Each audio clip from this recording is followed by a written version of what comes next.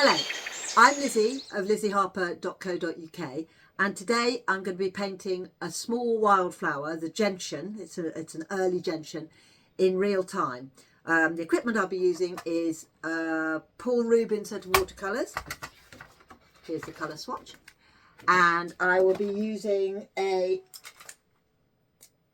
Princeton Velvet Touch brush and a Series 7 brush. Be using watercolour. I'll be working on Stonehenge Aqua hot press paper, and I'll just talk you through what I do when I'm undertaking a commission painting a flower, in this case one that I'm not that familiar with and also that isn't in flower right now, it's out of season. Anyway, hopefully you'll enjoy it, and yeah, thank you for joining me. I'm just going to paint the early gentian, Gentianella amarella subspecies anglica. And today I'm testing these Paul Reubens watercolours, and the brush I'm using is a Princeton Velvet Touch No. 2. So I've made this, which is the green of the leaves, by mixing olive green plus earth yellow plus a tiny bit of Venetian red. Looks like a pretty good colour match. Started outlining that first leaf. Okay, so that's normally the first step when I do, oh crikey, when I do botanical illustration, is to outline the leaf first of all. And these are quite simple leaves actually. They're not particularly ribbed or anything like that. They've just got one main vein. So I'm going to put the shadow in to show that by just using lots of tiny little brush strokes. Build up a bit of a texture and a bit of a shade. There we go. Making sure to stop by the time I get to the petals of the gentian. So this is one of several UK species of gentian that we have. The botanists have recently reclassified some of them, so this one is the early gentian, but I think it's a subspecies of the autumn gentian, or is it actually the autumn gentian? Anyway, the Bible of Botany for the UK, which is written by somebody called Clive Stace, has recently, well, 2019, reorganised the naming of gentian species, which makes life a little complicated. But it's all right, because I have botanists on hand who've been advising me, so I know what I'm doing. Okay, and then on this side it's going to be darker down at the base. So I don't happen to have an early gentian here in the studio with me. I mean, I don't anyway, but even if, I think they're quite unusual. I don't think you should really go around picking gentians too much, but I am lucky enough to have some decent photo ref to work from, and also, as ever, I've referred to Stella Ross-Craig, who is my hero and who does beautiful line illustrations of, well, who has done beautiful line illustrations of most of the flora of the British Isles. And she's got a knack. Sorry, concentrating. She's got a knack for sort of catching the feel of a plant. So yeah, Stella Ross-Craig. She's got, her work comes in volumes. It's out of print, but her work comes in volumes, and each page has each species has a pen and ink illustration with all the details kind of added there by her. So it's all black and white work, but it's incredibly useful. She's my go-to visual reference if I have to draw plants out of season, or if they're rare, or if they come from a part of the country, different from where I am. Like this commission. So this is one of a series of 8 illustrations for a Field Studies Council leaflet, and it's a guide to Cranbourne Chase, which I believe, I hope I don't get this wrong, I believe is a kind of chalkland, semi-coastal, probably not coastal actually. Anyway, it's a sort of chalkland habitat, I think. So it's very different from what we have here. I live in the Welsh borders, and we're mainly red clay or limestone, so we get a very different ecosystem of plants. Okay. Making sure I don't go over the petals. Now you, if you're not a Gentian expert, are probably thinking, oh, lucky her, she gets to use all the blues for this Gentian. Gentian blue, how lovely. But actually, this plant is it's more of a washed out mauve. A bit like a dirty dishcloth. So it'll be interesting to see whether or not the Reubens watercolours can catch that.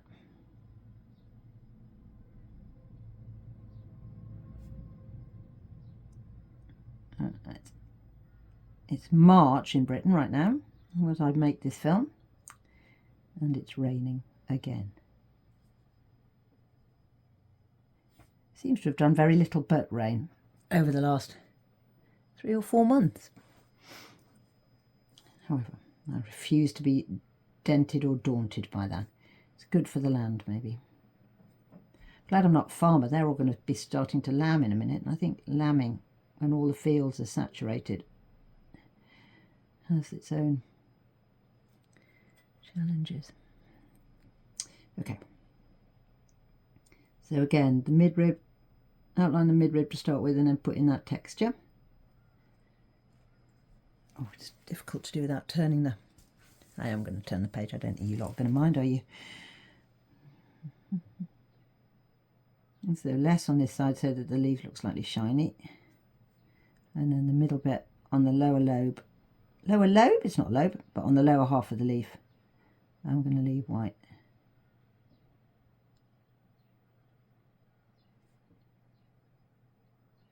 Okay.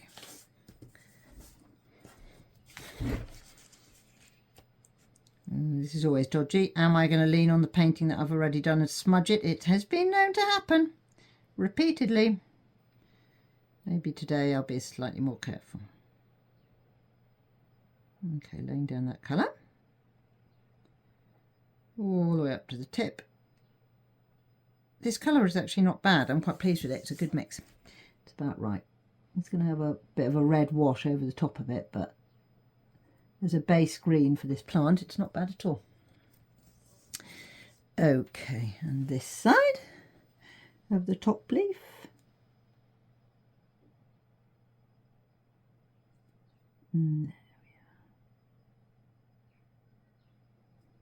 So yeah, Field Studies Council, who have commissioned this illustration, I do a lot of work for them. They make really quite lovely, and I'm not just saying that because they hire me, but they make quite lovely fold out flower guides. So they're very easy to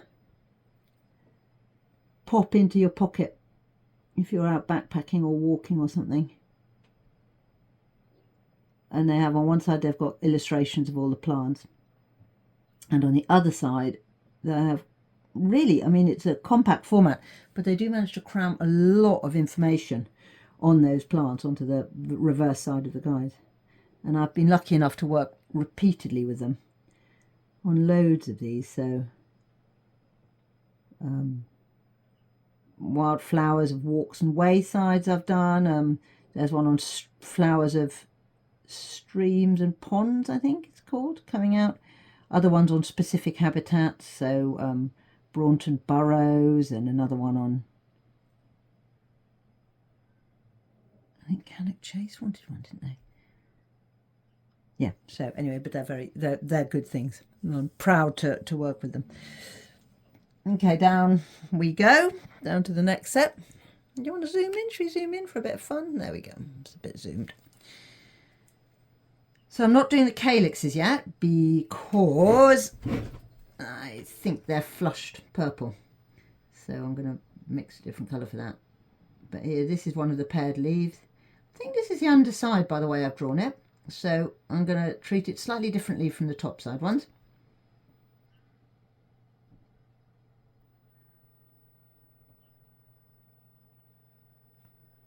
I'm going to leave it a bit paler. And on this side we've got the pear.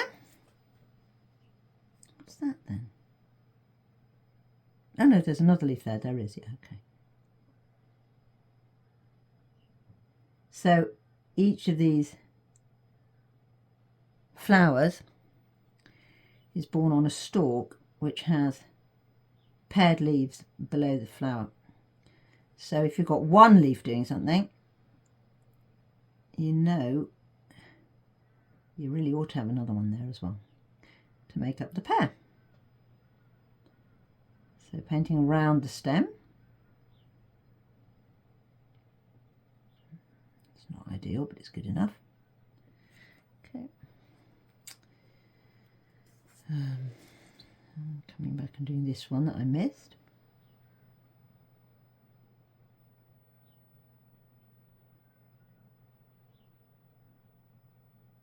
Putting in a bit of colour. Oops. And you see you can use the leaves to outline the shape of other elements. So for example, there's a bud and behind it we've got leaf. And this one is definitely the underside of a leaf. I'm going to leave that pretty simple. Not too much depth of colour in there. But this one is the top side of the leaf, so that's a nice green. And paint that in again, anchoring that colour with tiny little strokes along the midrib.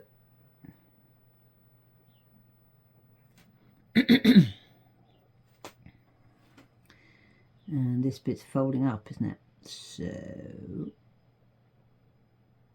whoops, crikey, okay. Oh lordy, messed that up.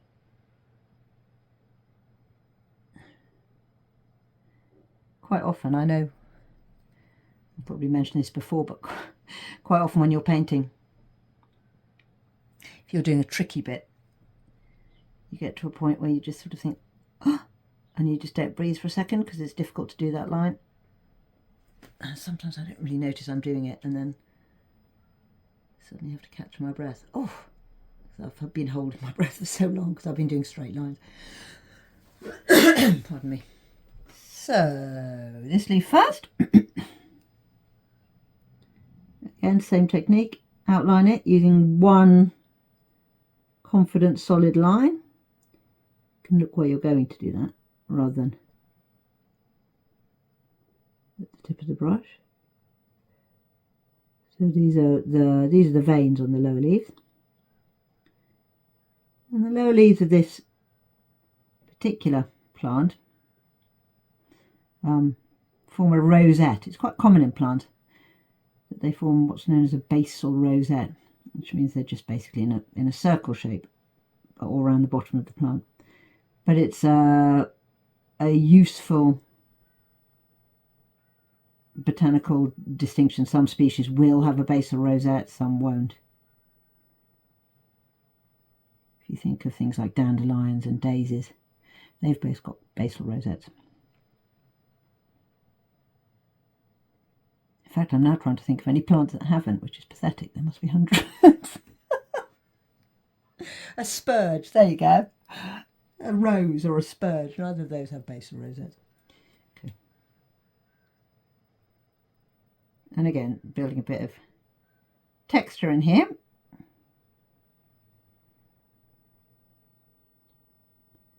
Tiny little strokes to build up. I suppose it's really to break these lines, isn't it? So these lines are quite harsh and they don't look particularly naturalistic. Whereas if you take the edge off them by breaking the line slightly with those smaller marks, then they look a little bit less stark and it allows the eye to believe more that it is actually looking at a plant rather, you know, rather than just an area of colour. The under side of this particular leaf, and I'm going to leave that for now. Oh crikey, I didn't mean to do that either. This brush is playing up a bit.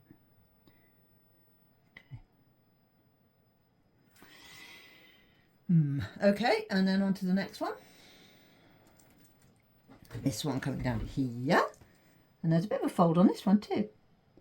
So it's folding itself back just here on this side, can you see? So we'll leave that bit. Focus on the rest of it.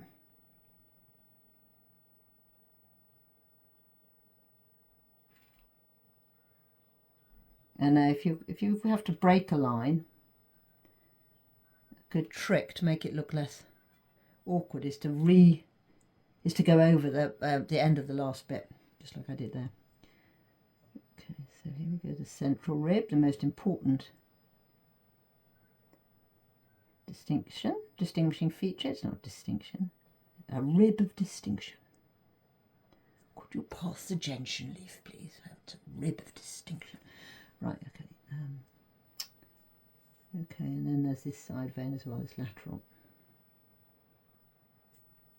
With the gentians, these veins they all come from the base. So instead of some leaves where like a rose or something, they come out sideways, more obviously. These ones all group towards the base. Now there's going to be plenty of dark just here because this is where the leaf folds over on itself. So building up that. Whoops. That area. And then again, a bit of definition here where you get that lateral vein. Longitudinal lateral vein. Doesn't sound like it should make sense, but it does.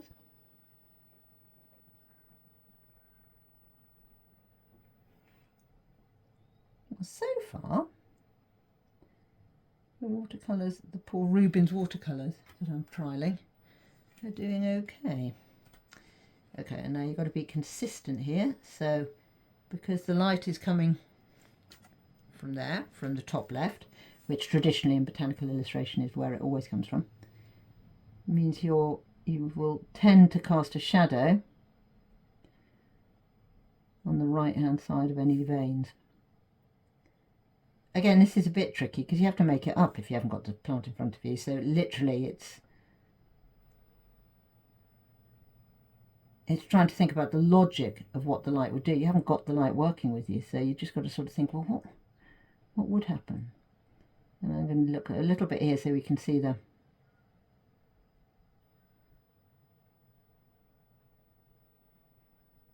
okay.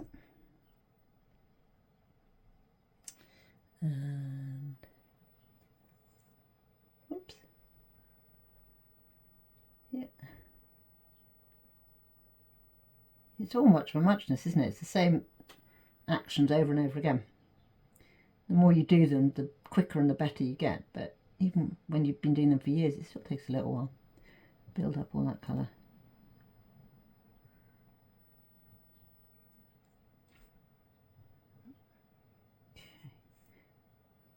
And here. Whoops.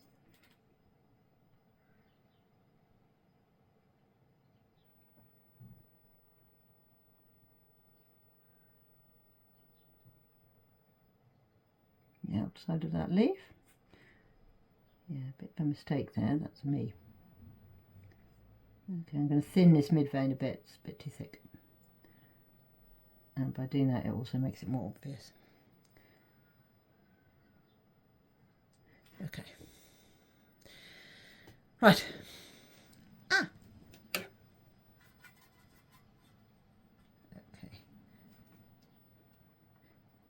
These ones next. I'm only going to film one of these.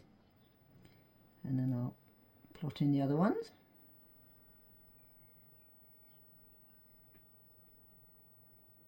Whoops. Now I'm going to use that line very thin there because that's not the colour that the stem will be. I don't want the stem to be too thin, but I also don't want it to be too thick. Okay, that's right, that'll do. Here we go, mid-rib again. Plot it in. Build up to one side of it, build up that colour.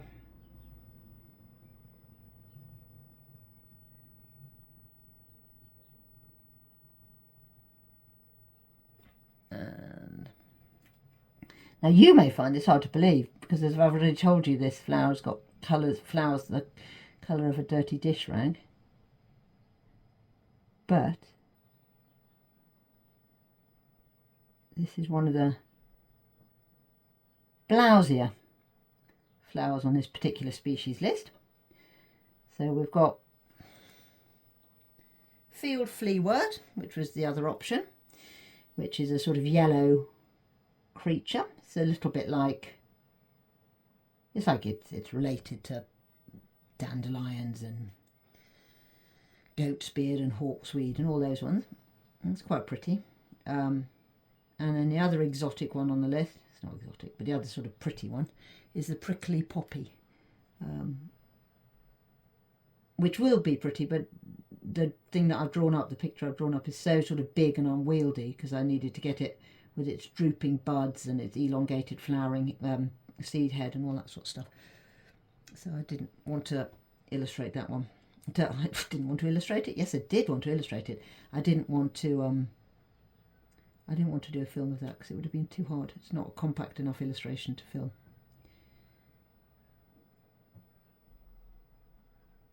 Generally, oftentimes if I'm making these videos, I'm actually working from a species list, and some of the things on the species list are really not particularly exotic.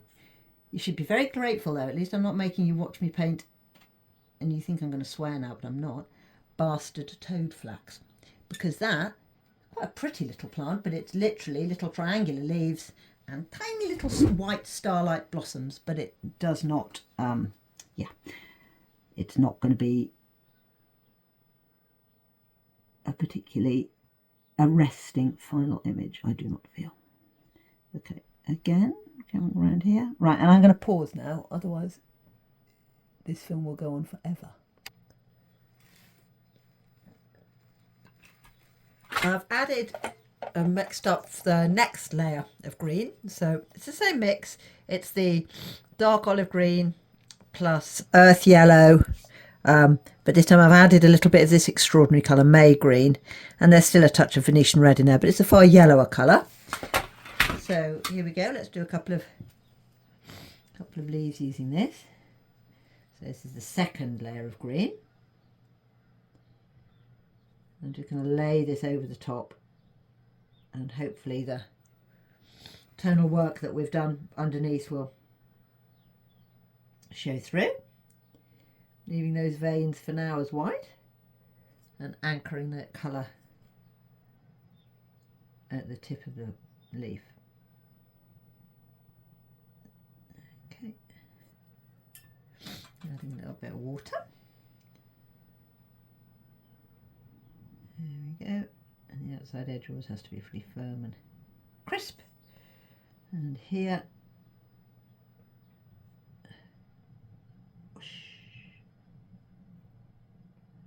there we go. I'm going to do that on all the flowers in the rosette. Harper, they're not flowers. All the leaves in the rosette.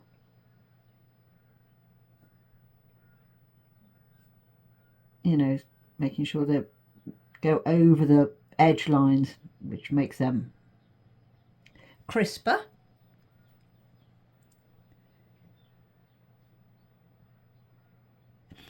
There we go.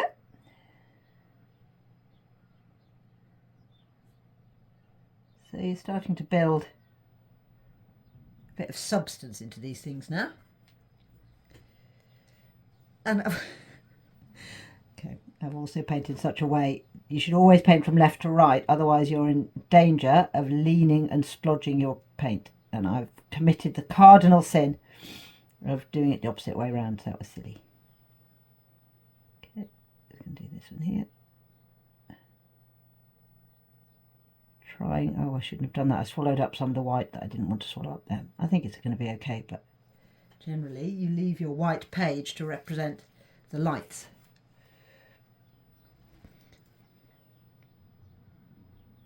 And again, same technique on every leaf. Trying to leave a little bit of tonal variety, which translates visually into sort of texture of a leaf, really. So if you leave a bit of shine, you can tell that it's bulging very slightly, which it does do between the veins.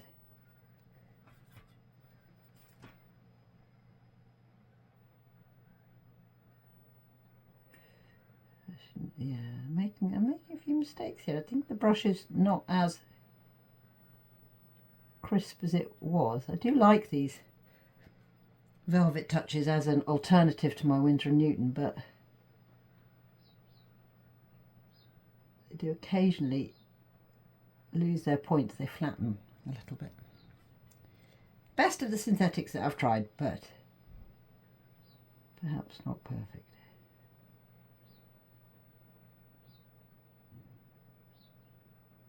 Okay, and that's in the shadow. Oh no, it's not, it's that one.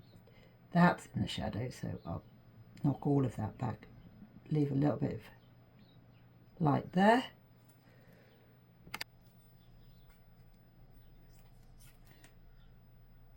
Zooming in here. I need to start thinking about the calyxes in a minute, don't I? They're getting left behind. I'm not doing that one because I'll smudge if I do. So up to the top of the plant.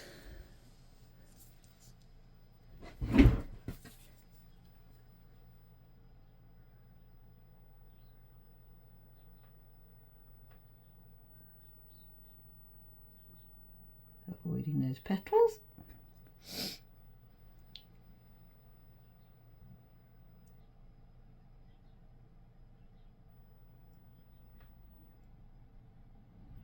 Okay, so far so good. And this side, even here where I don't need to knock back any white, I'm adding the paint over second layer for just consistency, so it doesn't look like it's a different plant or a different thing. Okay, leaving that white for the shine. Oh, I swallowed up a bit more of that than I would have liked to, but it doesn't matter. I think we'll be all right. And anchoring these paint marks at the tip. Okay, and now this one down here. So I can do this one now because the paint's more or less dried. Again, making sure that we leave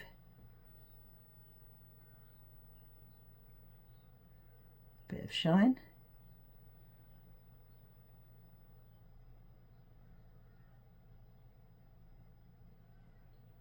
Okay, and using that same paler colour, I'm going to plot in some of the shadow on the underside of the leaves. So, for example, here.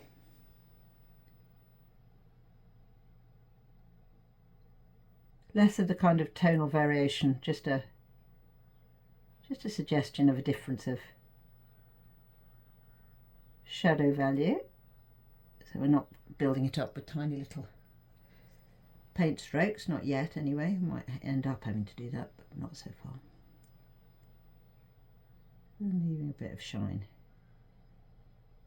There we go. And not sure what's going on just there. Let's just cover it up and pretend I don't know. Here.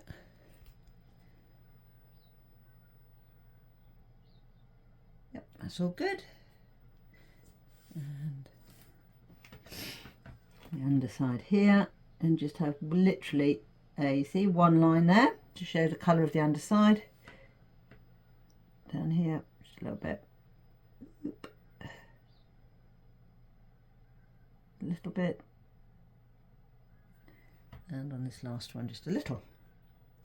Ooh, ah, just a little bit. Ooh, and a little bit more.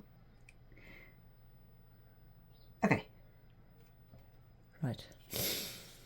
I'm going to let that dry now. I've mixed up a colour for the stem. there's the branding on this Paul Reubens set, which is like a print of their logo under what I'm painting, and I wish it wasn't there. Actually, it's a very minor drawback, but it would be nice if that was just a pure well for paint.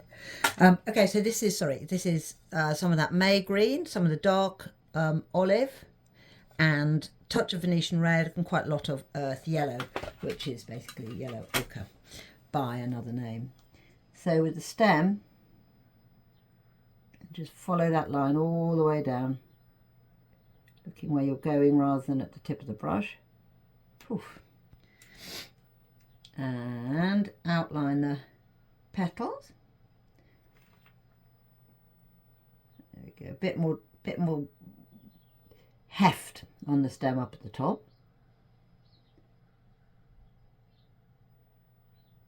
Doesn't matter so much that this is a wobbly line, because I'm going to come and straighten it up here, because the far side of the stem has more depth to it, because that's where the shadow falls. But I do want it to be more or less straight. So whoa, okay, right. So painting around this. There we go.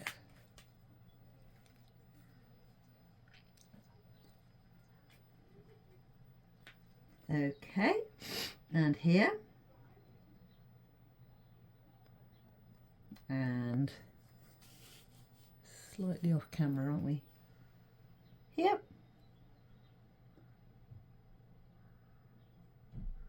There we are.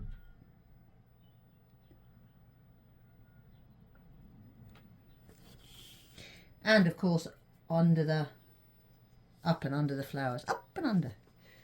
So I'm just doing the stems again. I haven't quite thought about the calyxes yet, and that might be an error.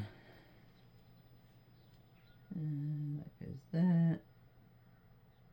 The stems are generally quite easy. You've just got one line on the left hand side which is quite thin, and on the right hand side you have a slightly thicker version of the same line. So here's the slightly thicker line on the right, thinner line, which just means using less pressure. Same again, thicker on the right, thinner on the left. Bit of anchoring. And up in amongst here as well. I'm going to follow the line into the calyx here, because whatever I do with the calyx, I'll be able to add different colours, but that really does blend very significantly into the stalk of that flower. These little buds, these washed out purple buds, just outline.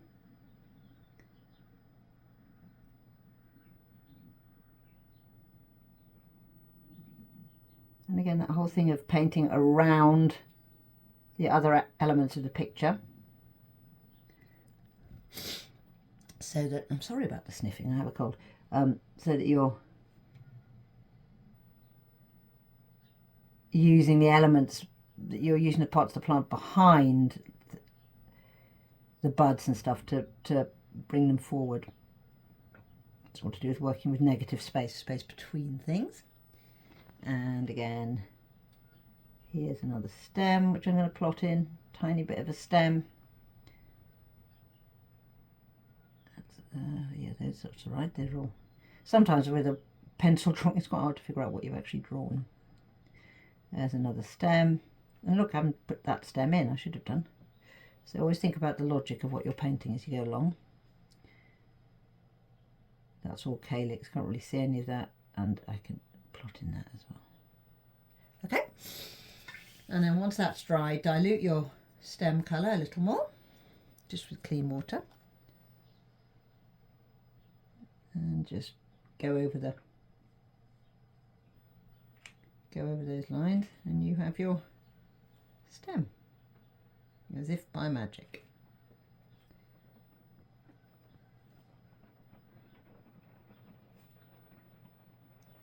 What a surprise, it's raining again. The only thing that's surprising is I hadn't noticed that it had stopped. Okay. In those calyxes, and I'm using this paint really quite wet. So the rest of the calyxes, they're going to be similar colour, but I do need to check against various bits of reference to make sure I'm right. Okay, and I'm going to use the same colour now as a top wash on the leaves, very wet, because that will knock back those central veins I was talking about. And it will also unite the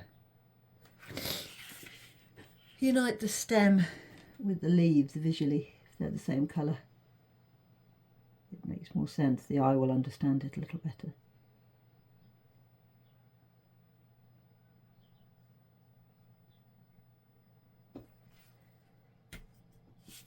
And down towards the bottom. Sometimes when you do this, you do lose a bit of definition.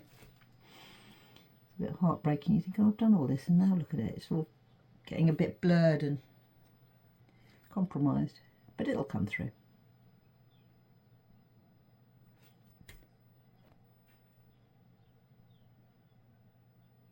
That's going to get another layer because I forgot to give it a first layer. And again, that goes there.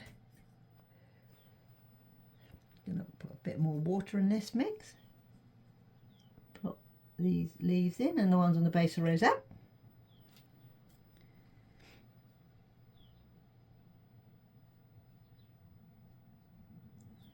So most of our highlights are covered up now, but that's okay because they're covered up with a very pale colour, so the light areas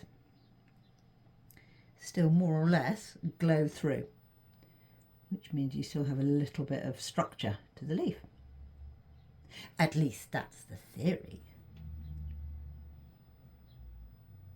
Okay, and the last one. Oh, I've nearly run out of paint here. Diluted a bit more to make it stretch a bit further. I don't want this leaf to run into the other one, so I've left a tiny line between the two. Okay, so all the leaves are now really quite wet, so I'm just going to let everything dry for a bit. So the colour for the calyx, after having looked at all my reference, it's pretty much the same as the colour for the stem. It's possibly slightly browner. So I'm just putting that in there as well, outlining the calyx. A bit darker where it curves over inside. And these calyxes are one of the species specific things with the early gentian, is that these calyxes are pressed. They're pressed flat to the corolla tube, to the flower. They don't curl back at all, so I've got to make sure they're nice and attached to the flower. Easy enough to do.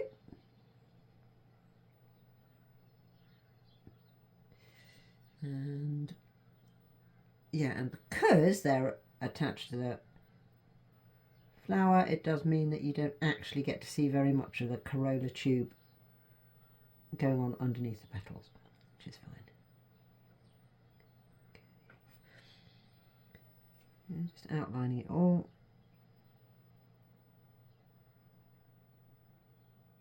Okay. And that one I haven't put a division in it, but probably is a division looking at my reference. If you are painting a plant that's out of season or out of area or whatever reason you can't get your hands on, do always work from several different references, and do keep checking them the whole time. It's very easy to make mistakes, but if you stop thinking for a minute or two. So you do have to concentrate as you do this stuff.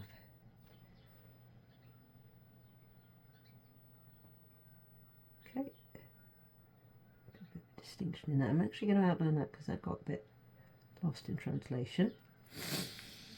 Okay, and then the same again down here. Got to finish doing the underside of the leaves in a minute. That's the next thing.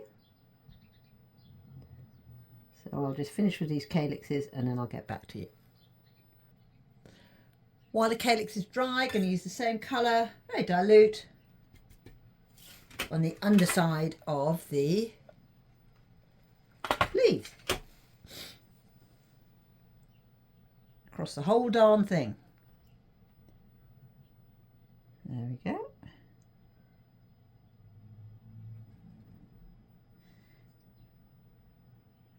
Whoops, it doesn't really matter if it overlaps.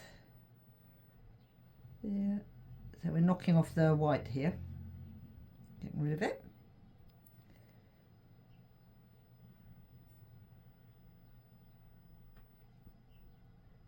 And any more leaves? Any more for any more? Any other leaves upside down? Yes, that one is.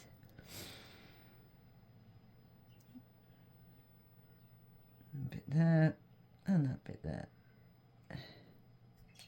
And then with the same dilute colour of the calyx, add a top wash to the calyx, which is mostly dried. Whoops, that's very wet, but that's all right. I want it to be very wet.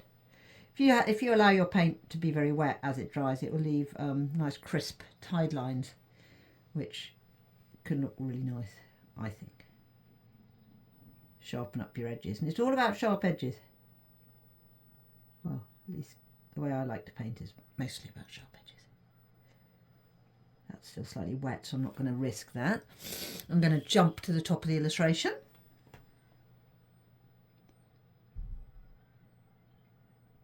Plotting the calyx colour here on these buds.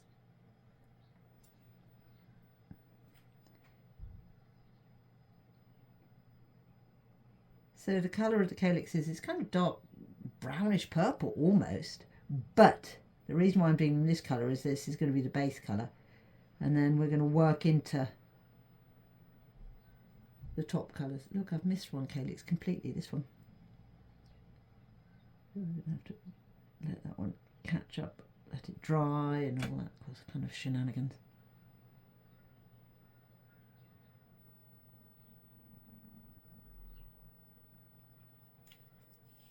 Okay, and now these ones down here, the leaves behind them should have dried, so I can plot in that top wash.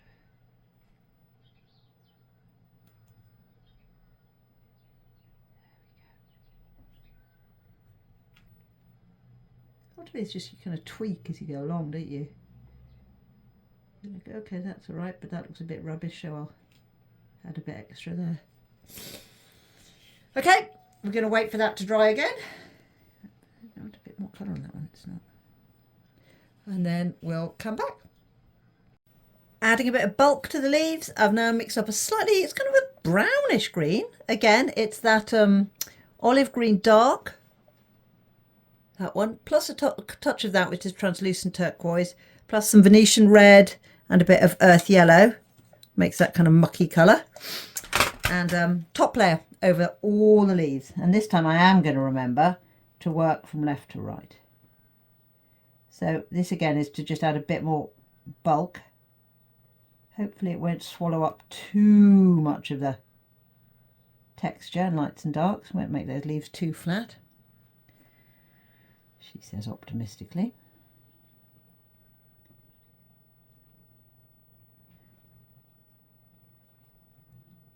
Okay. The way I paint, sometimes I wonder if it might make more sense for me to work in gouache and watercolour, because I know it's not a traditional technique, this putting down of the mid-tones, building up and then picking out the darks at the end. I know most people don't use watercolour like that.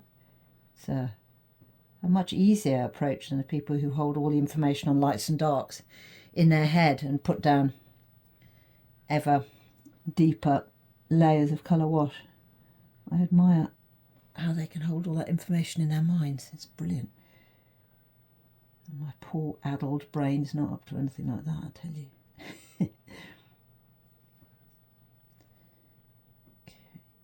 Again, making sure those two don't blend into each other. So can you see there's more of a richness to the green now. It's sort of less washed out.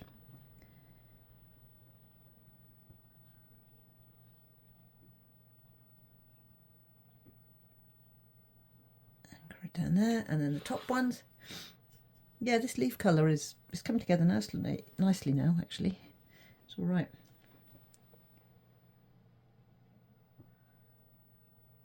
And even when you're doing something really swift and brutal, like just applying a top wash, always concentrate, because it's very easy to go over the line. And when you're a professional colourer-inner, as I am, you are paid not to go over the lines, basically. Okay, and using a phrase you will have heard many times before, I'm going to allow that to dry. In fact, what I am going to do is put a little spot at the base of each calyx where it joins to the stem to show some differentiation between those areas. The leaves have dried, and while they were drying I put a little bit more definition to the calyx, just using the same colour again. Now I'm going to add a little bit of purple red to the leaves. So to do that I'm going to mix up, what am I going to mix up? A little bit of this violet, I think. Yeah. And we need something kind of redder, something browner. So should we try some of the Venetian red, see what that does? Ah, that's not bad. Yeah, because it's not like a pink. It's more of a kind of surge of red. So that's the right colour, really. Okay, that was a lucky guess. Okay, so using that mix, making sure they're dry, just going to pick out the tips of the leaves, not all over, just the very tips. Oops. Which is going to also act as a way of giving a bit more darkness to that area. And down this end as well I'll add a bit of the red, purplish, reddish, whatever you want to call it.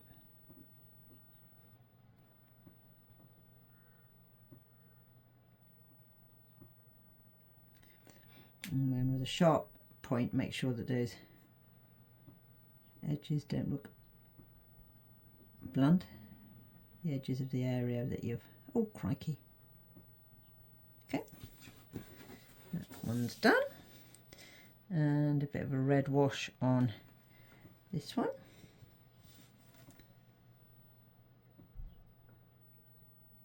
Just on the very tip.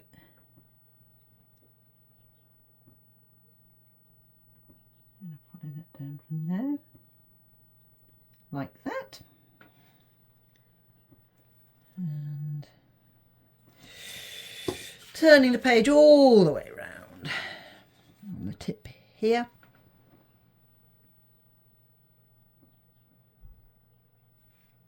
And just here. Oh dear, that was a bit messy, wasn't it? Look at that. It's rubbish. Rubbish, Harper. And bring out the tip with the brown there. Add a little bit down there. And a little bit here. Nothing too in your face, just a slight flush of kind of brownish to echo the actual colours of the leaves in nature. And with the underside what I'm going to do is just an outline.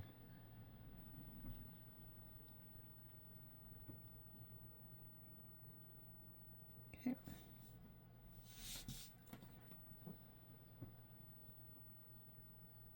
Okay. Yeah, that one's been done, but I haven't brought any of that flush down on the underside, and I need to do that, but I need to keep it light. Oh dear, that's not very light. I'll have to wash. I'm going to knock that back in a minute.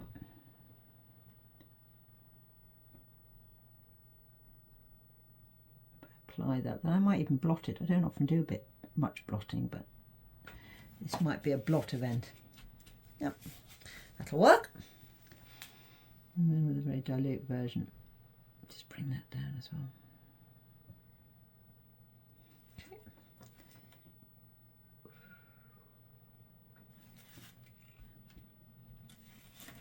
Don't want to lose any detail. It's a bit of a balancing act.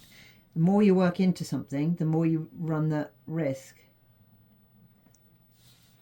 of losing detail by the subsequent layer on layer on layer of paint.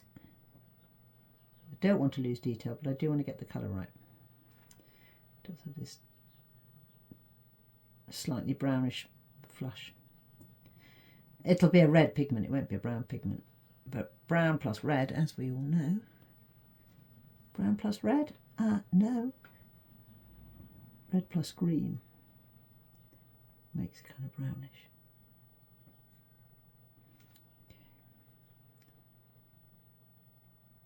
Okay, again, same treatment for every leaf.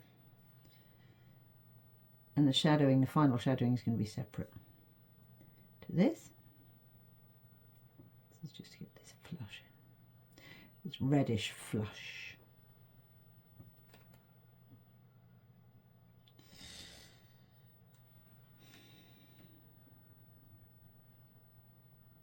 This is our kind of our showstopper leaf, if you will, the one that has to look good. So be especially careful applying anything to this one.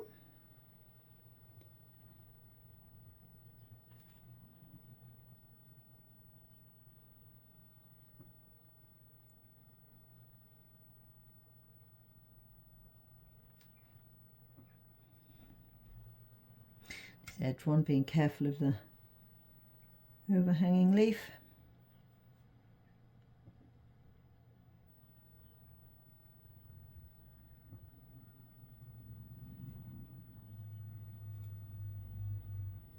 Okay, and then the only one left now is this one. Again, I've rather messed up. I should have done this one before doing this one that's nearly under my hand. Chance of smudging is high. It's all right, I think we got away with it. Phew. And then with the same colour, we're now going to do the calyx tips. Again, turning it round. You want to zoom in? Maybe I'll zoom in for you.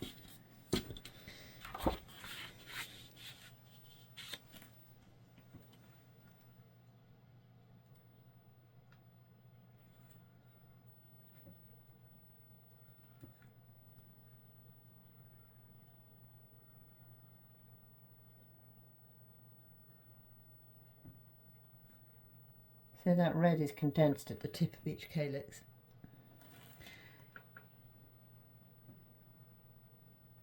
Each of them have a flush of brownish red.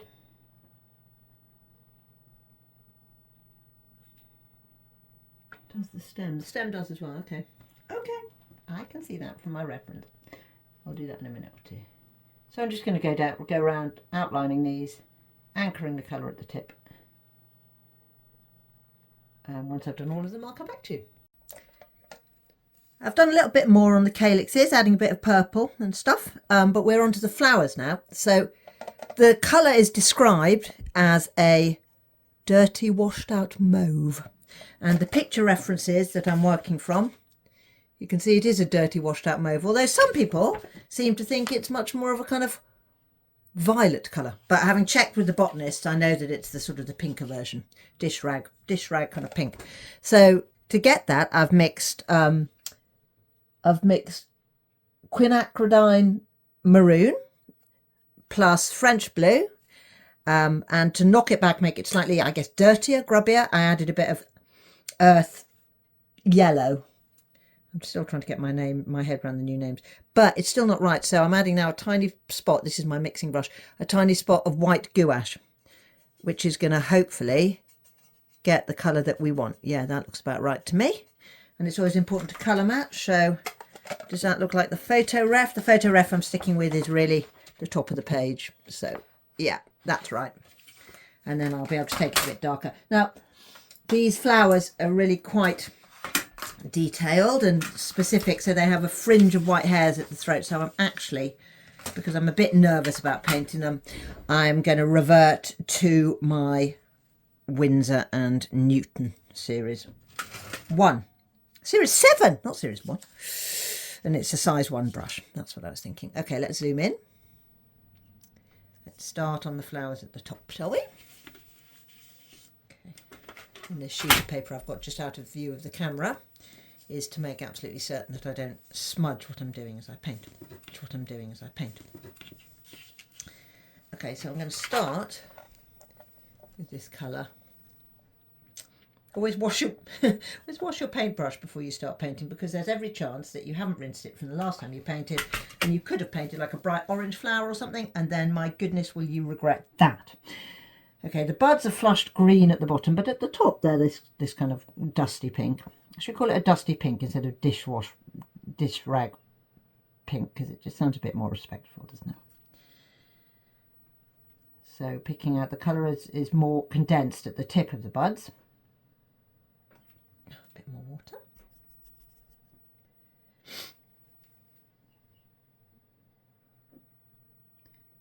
There we go. And I'm not going to take the colour all the way down, because like I say, the base of these gentians is very pale. Well, not very pale, but in bud they become paler lower down, and then they become flushed with green right down at the base. So I'm going to just add this purple at the top, and we can always make watercolour darker, but we can't make it lighter. So I'm just going to let that sit like that. Put a little bit of definition in, but I don't want to bulk up the colour at all. Just want to make sure that you can tell where different elements start and end.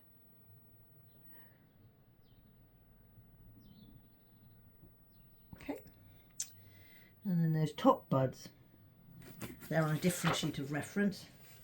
Yeah, they're really quite brownish, but I think if we add the purple to the top, we're not going to make any mistakes.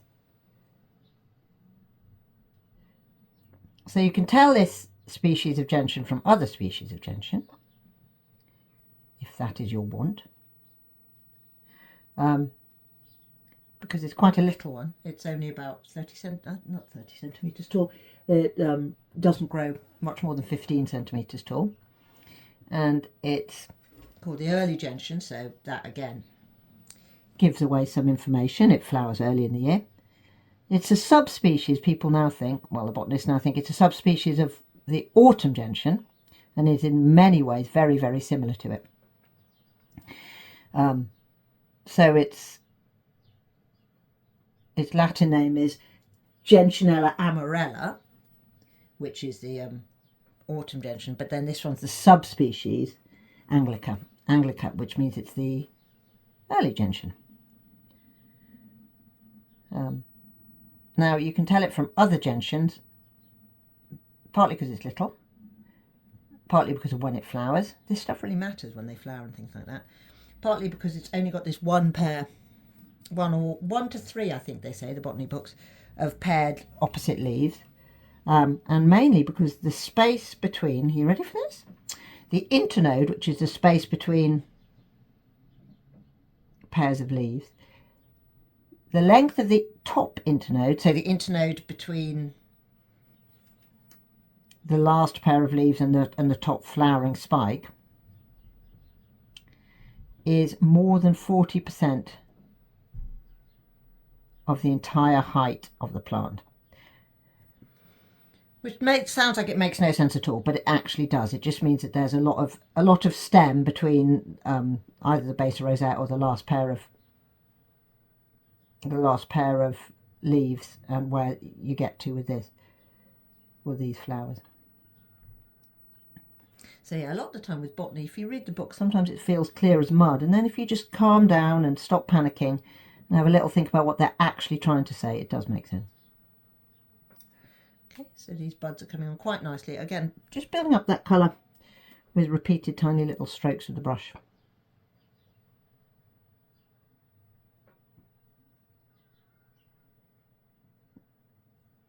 So today is a different day. I finished my filming after doing the calyx yesterday, and I'm feeling rather more lively. I had a bit of a hangover yesterday, so I'm back in the room now, so hopefully there'll be a bit more life to me. Okay, still raining now, different day, same rain. That one's a bit rubbish, isn't it, really? I wonder if we'll be able to redeem it. Okay, so all the way around those. Again, doing this, adding a bit of colour just to crisp up the edges, really, down at the base.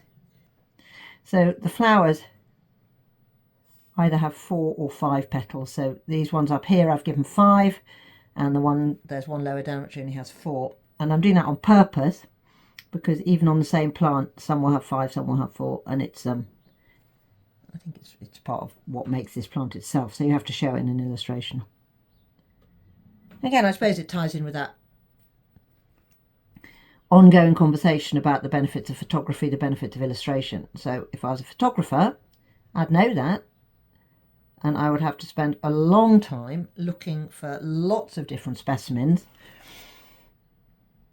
in order to be able to show that they can have 4 or 5 petals on one plant. Whereas I can just do that, I can just go for it. There's definitely in this world, when it comes to identification, there is absolutely space for photography and illustration. It really isn't an either or. Quite often I get asked, which is best, photography or botanical illustration? It's just not really, it's not really relevant. There's both are very, very useful. Both have their places and both complement each other. I mean, I refer to botanical photography loads. I'd be lost without it, especially when there's sort of photographs of details under the microscope and stuff.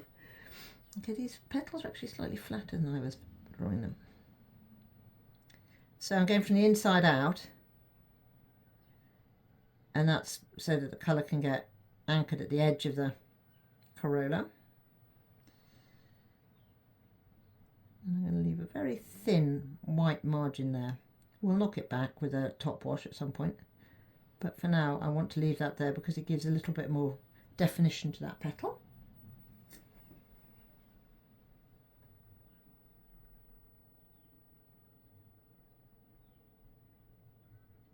Yeah, and I do love my new my Velvet Touch brush from Princeton, but for bits where I'm really focusing on the detail, I am still a Winsor Newton girl.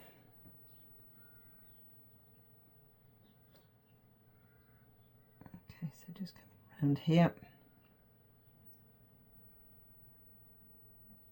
trying to follow the lines of growth, so I wouldn't be making strange horizontal. I wouldn't be making vertical line. I wouldn't be colouring it in like that because that would look silly. You need to be aware, think about how the tissues of the plant are laid down biologically and try and emulate that with your brush strokes. It makes it look a bit more realistic. Saying that, I don't really know very much about the developmental cell biology of your average gentian, and I would be a liar if I said I did. I don't seem to be able to zoom in today. My camera has a mind of its own, so I can zoom in a bit, but I can't zoom in any more than this today, so I apologise for that. Hopefully you can see enough to know what's going on. Okay, and then same again. Bringing those lines up and out, and I'm going to darken that. These are the edges of the little white fringes at the throat of the corolla that I was talking about.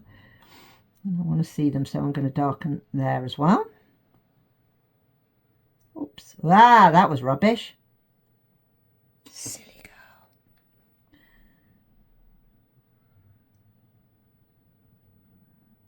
Oh gosh. Do you know why I'm messing this one up?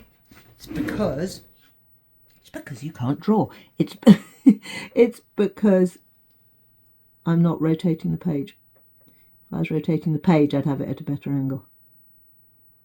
So when you know, if you're watching this with the intention of doing an illustration, do remember to rotate the page as you paint to get it in the very best position for you to be able to do your art.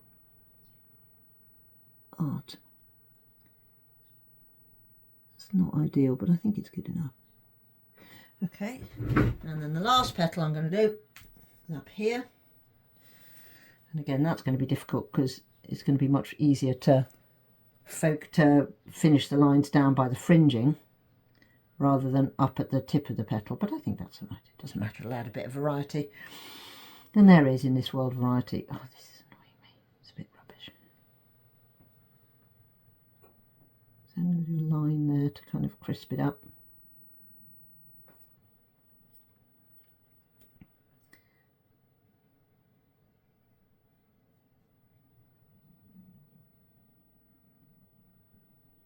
That's all right, that's quite a delicate touch.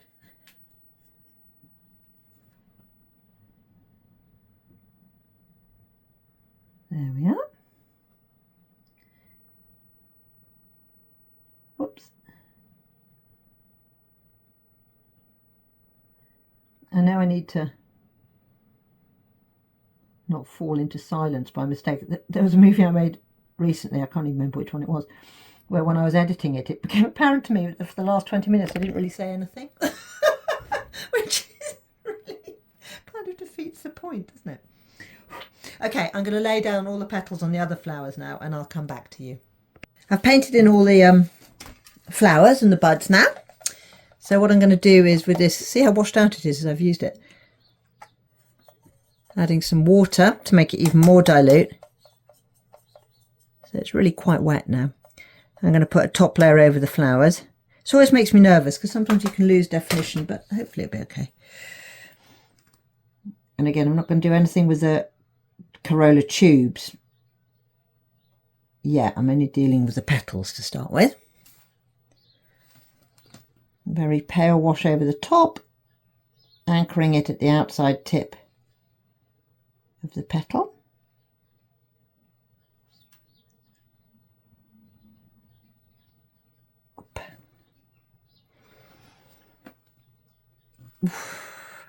Got to make sure you keep that tip on that brush. And I really need to not paint over any of these little white fringes. I want them to show up, but I really need to not lose any definition. Okay. And same with the buds, bringing that colour up to the top. So you can see it looks like the colour is more condensed at the tip of the bud.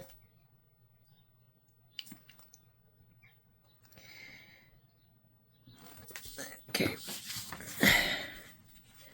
See, this is what I mean about having to rotate your artwork all the time. Rotation. Okay, again, not losing any of those fringes in the throat of the flower. Little white fringes. Now, part of my problem with this is not only is this flower out of season, but I've never actually seen it in real life. So this is one of those things where you really are at a slight disadvantage. You're painting something you've never seen. I feel a bit like a kind of somebody from the 15th century who's heard reports of what a rhino might look like. I'm thinking of Dura, but maybe has never seen it. Actually, I think Dura did see the rhino. Anyway, but yeah, I sometimes feel like difficult working from other people's reference without actually having my hands on the botanical material myself. If I had longer for each job, then I'd be able to go to herbariums and look at pressed specimens, which would be very useful for the shape and the distribution of different features, like where the leaves and the petals are on the edges of the leaf shape. All that stuff would be great, but actually that doesn't help for colour anyway. It's the colour matching that really, having the actual specimen there is so helpful.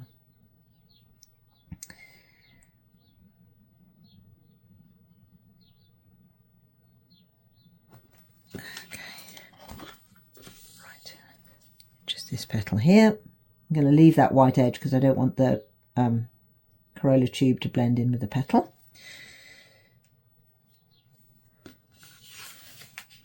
Yep, so I'm going to do this all the way around now. Top wash on all the flowers applied and now dried. So now I'm going to make a very quick greenish yellow, and that's going to go at the base of these flowers, down the base of the calyx. Make sure I'm on film. There we are. Just plotting that in. Still making sure there's a little bit of white in these flowers because there is, but grounding the corolla tube into the calyx. What the photo reference seems to suggest. Green at the bottom, purple at top, kind of whitish in between. So that's what I'll do.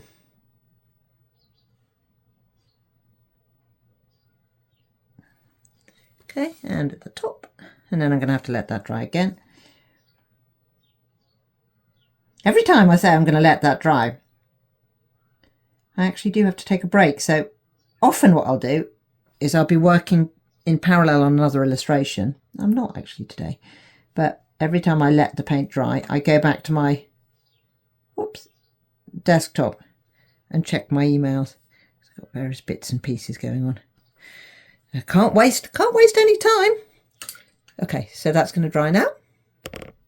I've mixed up a darker purple, same colours again, that French blue, the Quinacrodine rose, and a little bit of yellow earth, but in a different ratio.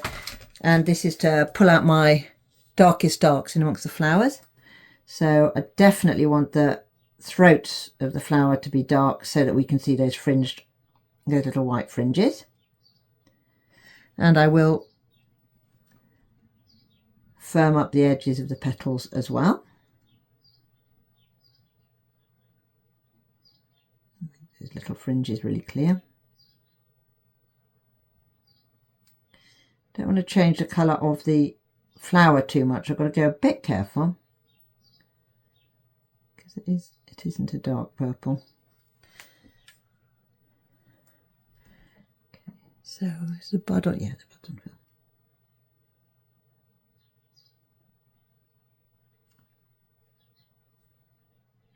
So we're going very easy with this so I don't take it too dark. As we know, watercolour, you can make it darker, you can't make it lighter. Well, not unless you whap out some white gouache or something extreme. Rub it out with a eraser brush or something.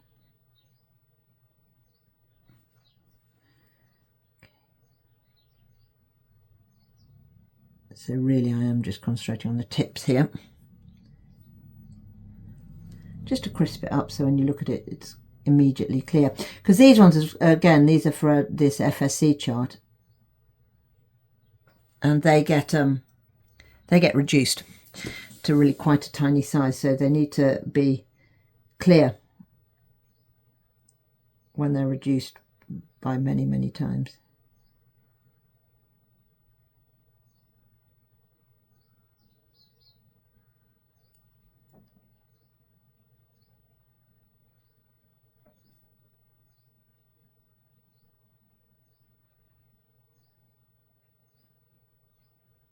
Okay, picking up those edges, crisping the whole thing up a bit.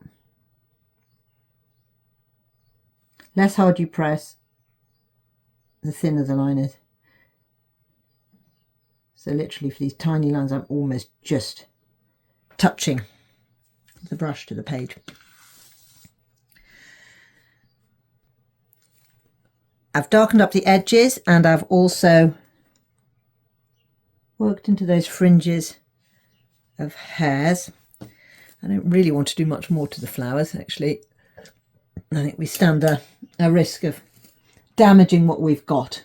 So what I'm going to do now is mix up a shadow for the leaves, and that's going to be this blue, which is Berlin blue, I think, plus I think a bit of a brown. So let's use a burnt umber. Make a nice, yeah, that's because it's slightly greenish, but it's nice and dark. And again, this is literally for just shadows, tips of leaves, things like that. So let's pop them in. And just here we need a little bit of dark because this leaf is behind the other one.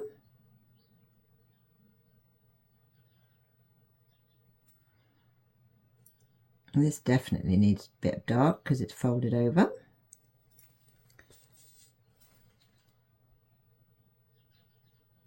Oops. I'm going to darken behind here. Oh gosh, I did something wrong there.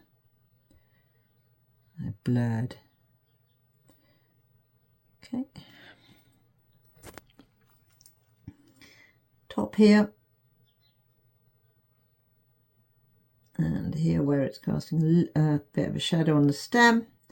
I do also need to make these stems redder, I believe, slightly. Okay. There'll be a shadow here.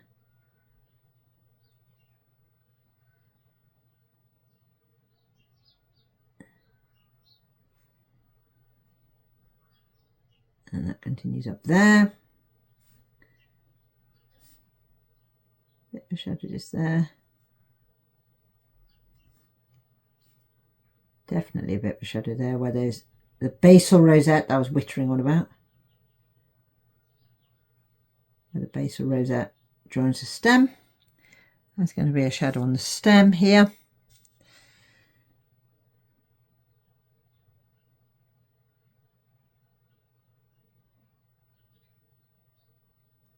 All of this is just to make it all easier for the eye, really, as much as anything.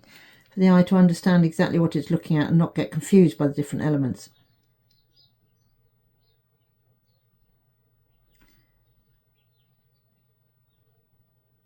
I'm not sure about the calyx tips, actually. I think they need to be done in purple.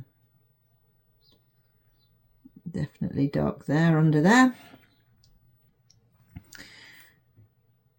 And it's folded over here, so we'll put a bit of dark. Don't want to take these leaves too dark, mind you. And I'm not going to do much with the shadow there because the petal is dark, so I don't want to lose that distinction between stem and petal.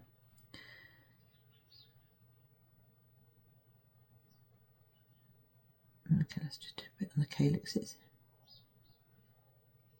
Still see what I'm doing? Yeah, I'm still on screen. Still on screen, endlessly.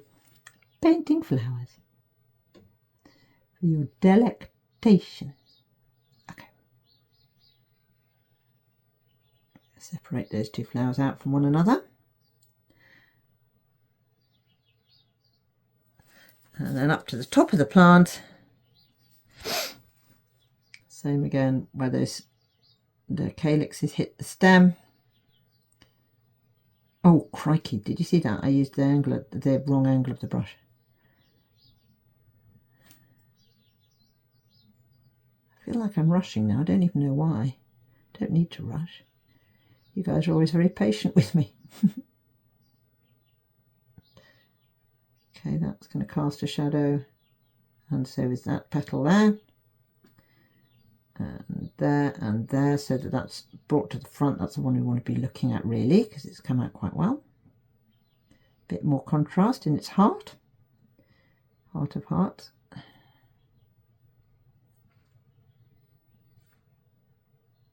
Oops.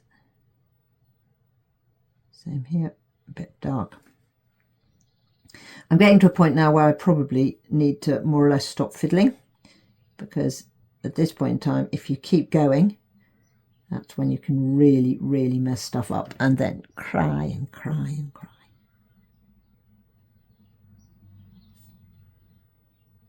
So far, I haven't.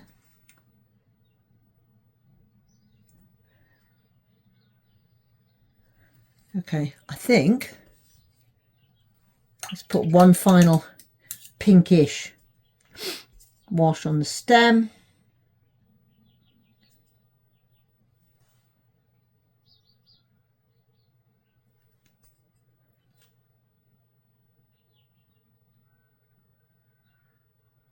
That's better.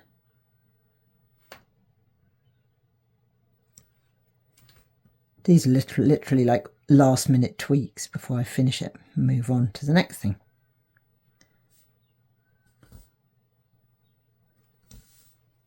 There we go.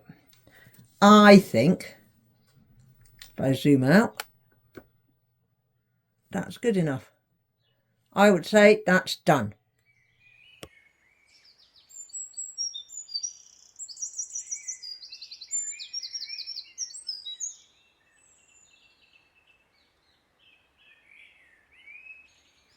Thank you for sticking with me as I painted this gentian, the early gentian. I was using, as I say, this new paint box from Paul Reubens, so new paints. Exciting. And they seem to work just as well as my old Winsor Newton ones. This is the finished product, the early gentian, Gentianella amarella, subspecies anglica. Unobtrusive little wildflower. Brushes that I used, Princeton Velvet Touch and a Winsor Newton Series 7. If you'd like to see more of my work, please visit my website, lizzieharper.co.uk, and there you can access lots of blogs, resources, see loads of my illustrations and also buy originals. But otherwise, please like and subscribe and join me next time when I'll be doing another real life illustration of, probably, knowing me, a wildflower or an animal. Thank you, and thanks for your time. Bye.